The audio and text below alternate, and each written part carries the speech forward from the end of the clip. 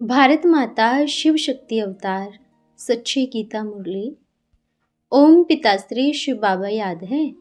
आज है 16/3/2026। प्रातः क्लास रिवाइज डेट है 24/10/1968। ओम नमः शिवाय। आज बाबा ने कहा, लवली बच्चे, जी बाबा, बाप का राइट हैंड बनना चाहिए जो बहुतों का कल्याण कर सके। धंधे सभी में है नुकसान, बगैर धंधे नर से नारायण बनने का। यह नर से नारायण बनने का धंधा बाप ही सिखलाते हैं। अभी तो सभी की कमाई खत्म हो जानी है, तो फिर कौन सी पढ़ाई पढ़नी चाहिए। ओम नमः शिवाय। बच्चे जब यहाँ बैठते हैं तो यह जानते हो बाबा बाबा भी है, टीचर भी है और सतगुरु भी है। तीन की दरकार रहती है, बाप, टीचर और पिछाड़ी में गुरु। यहाँ याद भी ऐसे करना है क्योंकि नई बात है ना। बेहद का बाबा भी है, बेहद का माना सभी का। यहाँ जो भी आएंगे कहेंगे बाबा। यह स्मृति में लाओ। इसमें किसको संशय हो तो हाथ उठाओ। यह वंडरफुल बात है ना।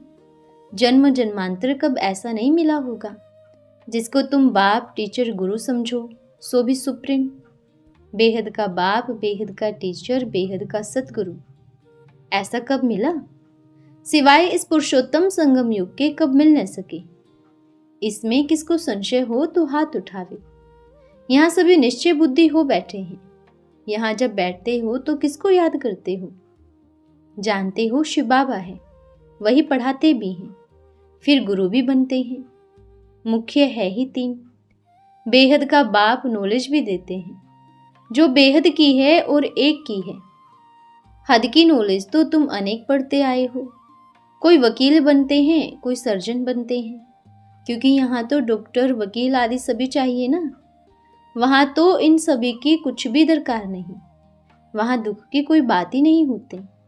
तो अभी बाप बैठ बेहद की शिक्षा बच्चों को देते हैं। फिर आधा कल कोई शिक्षा पढ़ने की तुमको दरकार ही नहीं।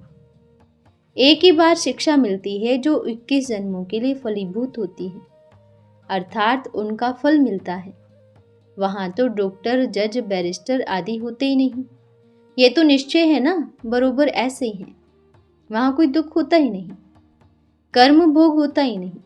बाप कर्मों की गति बैठ समझाते हैं। वह गीता सुनाने वाले क्या ऐसी बातें सुनाते हैं। बाप कहते हैं, मैं तुम बच्चों को यह सहज राजयोग सिखाता हूँ।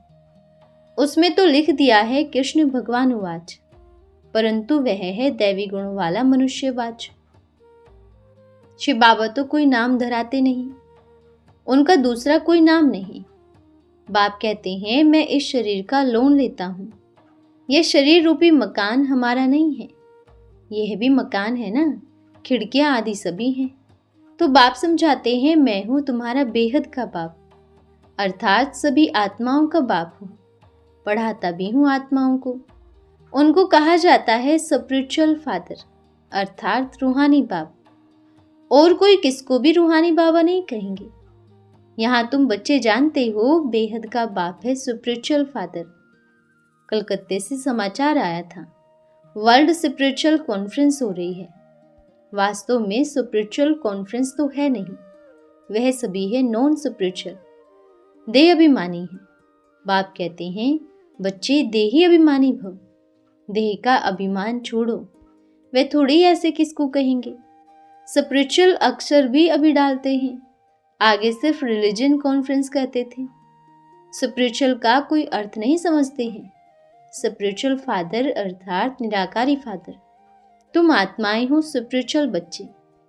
स्पिरिचुअल फादर आकर तुमको पढ़ाते हैं। यह समझ और कोई में हो न सके। बाप जो बैठ बतलाते हैं कि मैं कौन हूं।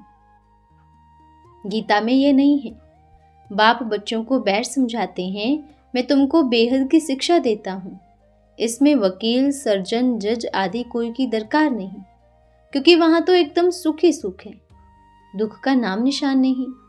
यहाँ फिर सुख का नाम निशान नहीं है। सुख तो जैसे कागविष्ठा समान है, जरा सा सुख है, तो वे बेहद सुख की नॉलेज दे कैसे सकते। इसलिए गायन भी है, गुरु जिसकी अंधेले चेला सत्यानाश। यह हाल हो गया है सभी का। आधा कब से भक्ति करते आए हैं, सत्यानाश होते गए हैं। पहले पहले जब देवी देवताओं का राज्य था तो 100% सब कुछ अच्छा था।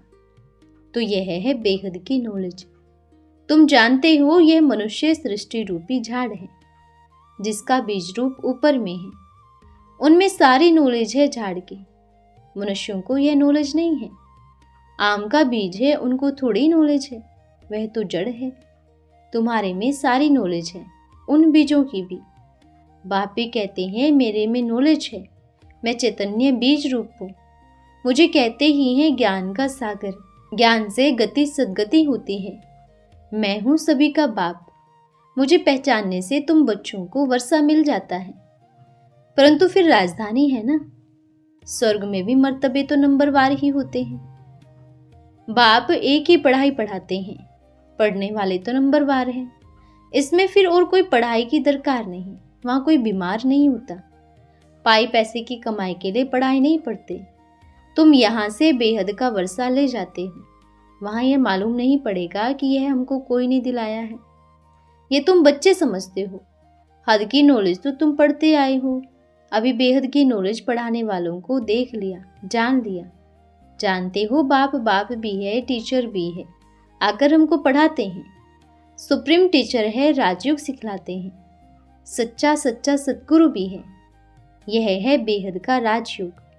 बैरिस्ट्री आदि पढ़ने के लिए भी टीचर से योग रखा जाता है, परंतु वे बैरिस्ट्री डॉक्टरी ही सिखाएंगे, क्योंकि यह दुनिया ही दुख की है ना। वे सभी हैं हद की पढ़ाइयाँ। यह है बेहद की पढ़ाई। बाप सभी को बेहद की पढ़ाई पढ़ाते हैं। यह भी जानते हो यह बाप टीचर सतगुरु कल्प कल्प आते हैं, फिर यही पढ़ाई पढ़ाते हैं सत्युग त्रेता के लिए। फिर ये प्रायलोक हो जाती है। सुख की प्रारब्ध पूरी हो जाती है ड्रामा अनुसार। यह बेहद का बाप बैठ समझाते हैं। उनको ही पतित पावन कहा जाता है। रावण को तुमेव माता च पिता व पतित पावन कहेंगे क्या? इनके मर्तबे और उनके मर्तबे में रात दिन का फर्क है। अभी बाप कहते हैं मुझे पहचानने से तुम सेकंड में जीवन मुक्ति पा सकते हो। अब कृष्ण भगवान होता तो उनको तो कोई भी झट पहचान लेते। कृष्ण का जन्म कोई दिव्य अलौकिक नहीं गाया हुआ है, सिर्फ पवित्रता से होता है। बाप तो कोई की भी गर्भ जेल से नहीं निकलता है। समझाते हैं मीठे मीठे रूहानी बच्चों, रूह ही पढ़ता करता है ना। सभी संस्कार अच्छे व बुरे रूह में ही रहते हैं। जैसे जैसे कर्म करते हैं उस अनुसार ही उसको शरीर मिलता है। कोई बहुत दुख भोगते हैं, कोई काना, कोई बहरा होता है। कहेंगे पास्ट में ऐसे कर्म किए हैं जिसका फल यह है। आत्मा के कर्मों अनुसार ही रोगी शरीर मिलता है। अभी तुम बच्चे जानते हो हमको पढ़ाने वाला है god father, god teacher, god preceptor. उसको कहते ही हैं गॉड परमात्मा सुप्रीम सोल। इनको तो सुप्रीम नहीं कहेंगे। सुप्रीम अर्थात ऊंचते ऊंच, पवित्र ते पवित्र। मर्तबे तो हर एक के अलग अलग होते हैं। कृष्ण का जो मर्तबा है वह दूसरे को मिल नहीं सकता। प्राइम मिनिस्टर का मर्तबा दूसरे को थोड़े देंगे। बाप का भी मर्तबा अलग है। ब्रह्मा विष्णु शंकर का अलग है। ब्रह्मा देवता, विष्णु देवता, शंकर देवता कहते हैं। अभी शंकर देवता है, शिव तो परमात्मा है ना। दोनों को मिलाकर शिव शंकर कैसे कहेंगे? दोनों अलग अलग है ना। न समझने के कारण शिव शंकर एक ही कह देते हैं। नाम भी ऐसे ही रख देते हैं। राम अलग, कृष्ण अलग नाम भी रखते हैं। फिर राम कृष्ण एक का भी नाम रख देते हैं। इतना ऊंच नाम नीच पर थोड़ी रखना चाहिए। कहाँ वे राधे कृष्ण 100% पावन, कहाँ ये पतित। तो इसको कहेंगे इलिटरेट। बाप ने ऐसा कोई नाम नहीं रखा। बाप ने तो बड़े ही रमणीक नाम रखे। कहाँ वे लक्ष्मी नारायण विश्व के मालिक, कहाँ ये छिछी उल्टे लटके हुए उल्लू मिसल मनुष्य। तो ये सभी बातें बाप ही समझाते हैं। कल्प कल्प बाप ही आकर समझाते हैं। तुम जानते हो यह बाबा भी है, टीचर भी है, तो सतगुरु भी है।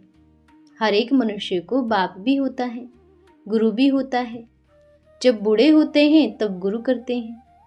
आजकल छोटेपन में ही गुरु कराए देते हैं। समझते हैं गुरु अगर नहीं किया तो अकल्याण हो जाएगा। आगे 60 वर्ष के बाद गुरु करते थे। वह होती है वानप्रस्थी अवस्था, निर्वाण, अर्थात वाणी से परे धाम है, स्वीट साइलेंस होम, जिसमें जाने के लिए आधा कल्प तुमने मेहनत की है, परंतु पता नहीं है तो कोई जा कैसे सकते, किसको रास्ता बता कैसे सकते। एक के सिवाय तो कोई रास्ता बता न सके। सभी की बुद्धि एक जैसी नहीं होती है। कोई तो जैसे कथा बैठ सुनाते हैं, फायदा कुछ भी नहीं, उन्नति कुछ नहीं। तुमने जन्म जन्मांतर कितनी कथाएं सुनी हैं, ढेर शास्त्र हैं। बाप कोई शास्त्र लेते हैं क्या? कुछ भी नहीं, दरकार ही नहीं। त्रिमूर्ति भी सूक्ष्म वतन में होता है, यह सिर्फ समझाने के लिए दिखाते हैं। सूक्ष्म वतन में तो हड्डियां मांस दिखाना नहीं चाहिए, उनको फरिश्ते कहते हैं। यह भी गायन है, मिर्वा मौत मल्लू का शिकार। तुम अभी बगीचे के फूल बनते हो, फूल से कांटा बने, फिर बाप कांटे से फूल बनाते हैं। तुम ही पूज्य थे, फिर पुजारी बने। 84 जन्म लेते लेते सतो प्रधान से तमो प्रधान पतित बन गए हो। बाप ने सीढ़ी सारी समझाई है। अभी फिर हम पतित से पावन कैसे बने, यह किसको भी पता नहीं है। गाते भी हैं, हे पतित पावन आओ, आकर पावन बनाओ। पानी की नदियां सागर आदि को पतित पावन समझ क्यों जाकर स्नान करते हैं? स्नान करने की भी बहुत जगह होती हैं, बड़ा संभाल से सागर में जाना होता है। सागर की लहरें इतनी जोर से आती हैं जो मनुष्य को फट से ले जाते हैं।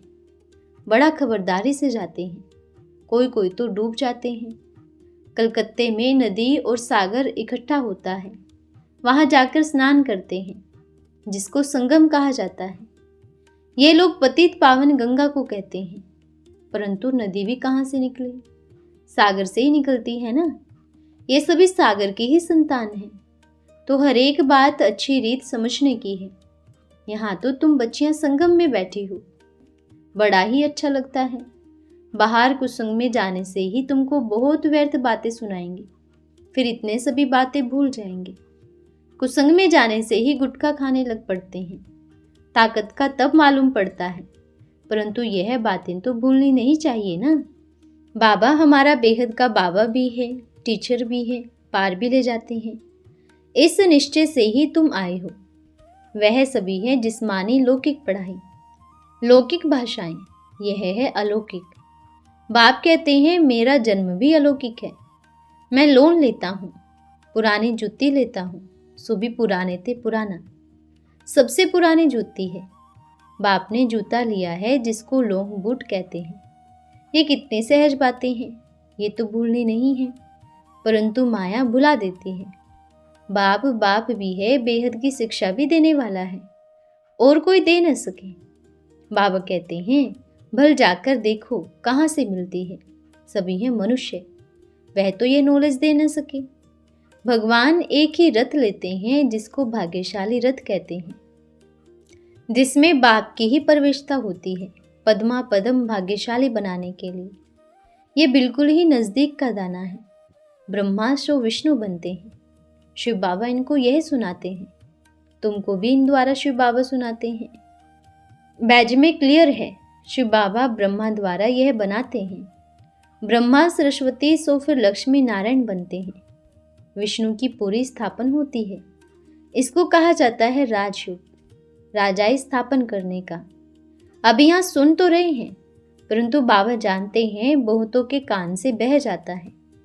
कोई धारण कर सुना सकते हैं, उनको कहा जाता है महारथी। सुनकर और धारण करते हैं, औरों को रुचि से समझाते हैं।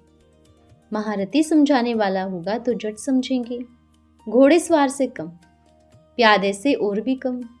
ये तो बाप जानते हैं कौन कौन महारथी हैं, कौन घोड़े सवार हैं। अब इसमें मुझने की तो बात ही नहीं, फिर भी झुटके खाते रहते हैं, आंखें बंद कर बैठते हैं। कमाई में कब झुटका आता है क्या? उबासी से बाबा समझ जाते हैं यह थका हुआ है। कमाई में कब थकावट नहीं होती है। उबासी है उदासी की निशानी। फिर धारणा हो न सके। कोई न कोई बात की अंदर गुटके खाते रहने वाले को उबासी बहुत आती है। अभी तुम बाप के घर बैठे हो। इनको कहा जाता है ईश्वरीय परिवार। सिर्फ ईश्वरीय परिवार भी नहीं है, परंतु वे टीचर भी हैं, सद्गुरु भी हैं। परिवार भी ऐसे हैं, बच्चे भी हैं, टीचर भी बनते हैं, फिर गुरु भी बनते हैं रास्ता बताने के लिए। मास्टर गुरु कहा जाता है ना, तो बाबा का राइट हैंड बनना चाहिए जो बहुतों का कल्याण कर सके। धंधे सभी में है नुकसान, बिगैर धंधे नर से नारायण बनने का। सभी की कमाई खत्म हो जानी है, नर से नारायण बनने का धंधा बाप ही सिखलाते हैं। तो फिर कौन सी पढ़ाई पढ़नी चाहिए? जिनके पास धन बहुत है वह समझते हैं स्वर्ग तो यहाँ ही है। बापू गांधी ने राम राज्य स्थापन किया। अरे दुनिया तो ये तमो प्रधान पुरानी है ना, और ही दुख बढ़ता जाता है। इनको राम राज्य कैसे कहेंगे? परंतु बात मत पूछो, भगवान को तो ठिक्कर बित्तर में ठोक देते हैं। गांधी के लिए कब कहेंगे ठिक्कर बित्तर में है, व कचमच अवतार उनके लिए कहेंगे? कितने बेसमझ बन पड़े हैं। बेसमझ को तमो प्रधान कहा जाता है, समझदार होते हैं सतो प्रधान। ये चक्र फिरता रहता है, इसमें कुछ भी बाप से पूछने का नहीं रहता। बाप का फर्ज है रचयिता और रचना का ज्ञान देना, वह तो देते रहते हैं। मुरली में सभी समझाते रहते हैं, सभी बातों का रिस्पॉन्स मिल जाता है। बाकी पूछेंगे क्या? बाप के सिवाय कोई समझा नहीं सकते तो पूछ भी कैसे सकते? सतयुग में मेडिकल ऑफिसर्स की दरकार ही नहीं, वहाँ तो ever healthy, ever wealthy, ever happy रहते हैं। यह भी तुम बोर्ड पर लिख सकते हो। एवर हेल्दी, वेल्दी, हैप्पी 21 जन्मों के लिए बनना है तो आकर समझो। अच्छा, मीठे मीठे रूहानी बच्चों को रूहानी बाप का याद प्यार, गुड मॉर्निंग और नमस्ते। हम रूहानी बच्चों की रूहानी माता पिता बाप दादा को याद प्यार, शुभ प्रभात और नमस्ते बाबा, नमस्ते। धन्यवाद बाबा, धन्यवाद। आज का वरदान है समीप आत्मा भव। आप बच्चे स्वयं को बाप दादा के समीप अनुभव करते हो। समीप आत्मा की निशानी क्या होगी? वे ब्रह्मा बाप समान नष्टो मोहा और स्मृति लब्धा होगा। समीप आत्मा को सर्व प्राप्तियां होती है। पुरुषार्थ भी एक खेल अनुभव होगा, मुश्किल नहीं। पुरुषार्थ करना भी एक मनोरंजन अनुभव होगा। समीप आत्मा की मुख्य निशानी है आदि से अंत तक कुछ भी मुश्किल अनुभव ना हो। अच्छा, ओम नमः शिवाय।